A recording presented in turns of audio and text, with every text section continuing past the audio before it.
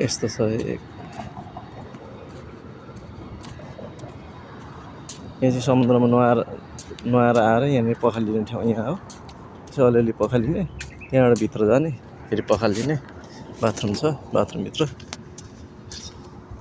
यस्तो छ यो कर्नेस। अहिले के भनेको चाहिँ अब देखिन्छ। रातो झन्डा लगाएको रहेछ, रातो झन्डा भएतिर जान पाइएन। यस्तो छ पुरै कर्नेस चेन्ज भएको छ। बच्चाहरूलाई यो जिम गर्ने ठाउँ यो दुईटा जिम गर्ने ठाउँ। त्यहाँ चिप्लेटीहरूले खेल्ने गर्ने ठाउँ पनि छ। यसमा स्केटिङ गर्ने ठाउँ छ। यस्तो छ, कस्तो छ होइन, यस्तो राम्रो छ यहाँ रहेछ।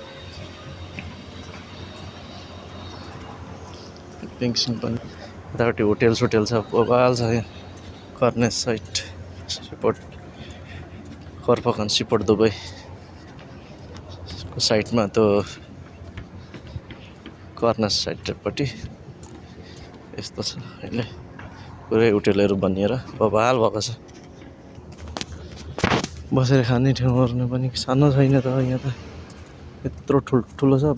जसरी बसेर खाँदा पनि हुन्छ। यस्तो छ अहिले होइन।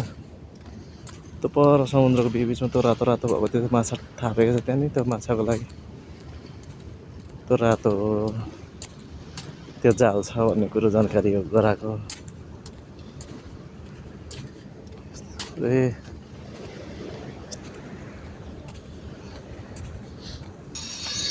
नेपालको 3 स्टार होटेल जत्तिकै छ। यस्तो छ पुरै।